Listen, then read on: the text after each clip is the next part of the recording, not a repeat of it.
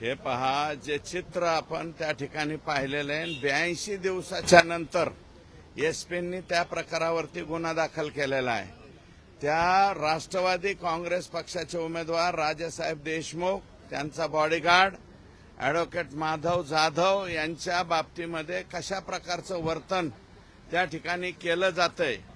अगदी त्यांना म्हणजे बॉडीगार्डला सुद्धा चुटकी वाजवून, पोलिसांना चुटकी वाजवून हे कोणाच्या जीवावरती हे लोकांनी केलेलं आहे. आणि परत त्यांना मारहाण सुद्धा केली. आणि या प्रकाराचा फटका महायुतीला बीड जिल्ह्यातल्या इतर 5ही मतदारसंघात बसलाय. आम्ही 10-5 हजार मतं आमचे कमी झाले. हा जो प्रकार झालता तो त्याच दिवशी व्हायरल झाला होता. ऍक्च्युअल तत्कालीन एसपींनी, कलेक्टरांनी लगेच त्याच्यावरती गुन्हा दाखल करायला पाहिजे होता, परंतु 82 दिवस उजाडलेत. हे चुटक्या वाजवणारे, हे पिस्तोलवाले, हे गुंडाळे जे आहेत, हे सगळेच्या सगळे जेलमध्ये गेले पाहिजेत अशी आमची मागणी आहे. आणि यावरून आपण ओळखून घ्या की परळी विधानसभा मतदारसंघात मतदान कसं पार पडलं असेल. ते अर्ध्याच्या वरती म्हणजे 330 पैकी 200 बूथ अक्षरशः ताब्यामध्ये होते, हे यावरून सिद्ध होतं.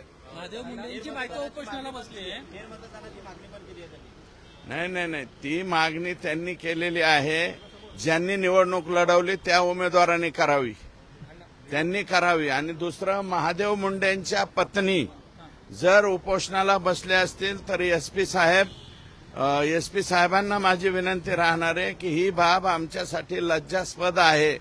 त्या माऊलीला उपोषणाला बसायची पाळी यायला नाही पाहिजे. 16वा महिना लागलाय आता तिचा, त्या माऊलीचा पती जाऊन. महादेव मुंडेचे मारेकरी सापडलेच पाहिजेत. आणि ज्या दिवशी तपास डीवायएसपी कडे दिलाय त्या दिवसापासून 12 ते 15 लोक परळीमधले गायब आहेत. जे गायब आहेत ते एसपींनी आणि एलसीबी आणि तिथले डीवायएसपी यांनी उचलून आणावेत आणि जेलमध्ये घालावे. 12-13 लोक कोण आहेत? 12-13 लोक 100% आकाचा संबंध आहे. ज्यांनी महादेव मुंडेंना मारलंय त्यांचे ज्यांनी मारलेले ज्या गुंडांनी, ते गुंड आकाच्या मुलाच्या बॉडीगार्ड म्हणून फिरवत होते आतापर्यंत.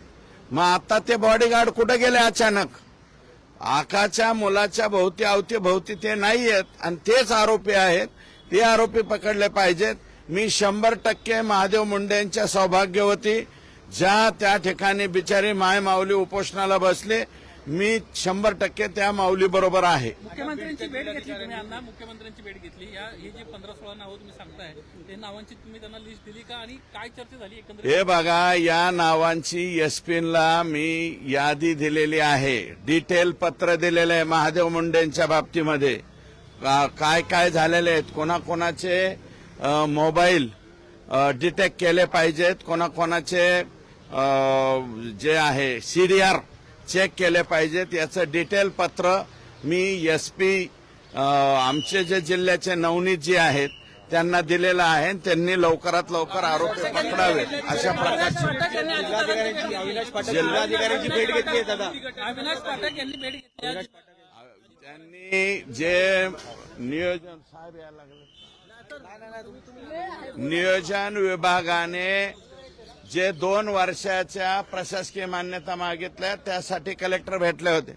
मी उद्या परत अजितदादांना भेटणार आहे. 2 वर्षाच्या नाही, 5 वर्षाच्या प्रशासकीय मान्यता तपासल्या पाहिजेत. कारण सर्वाधिक जास्त गोंधळ 2019 ते मी तर 73 कोटीचं बोगस बिल काढले, पण त्याची यादी घेऊनच आलोय अजितदादांना दाखवायला. परंतु सीएम साहेब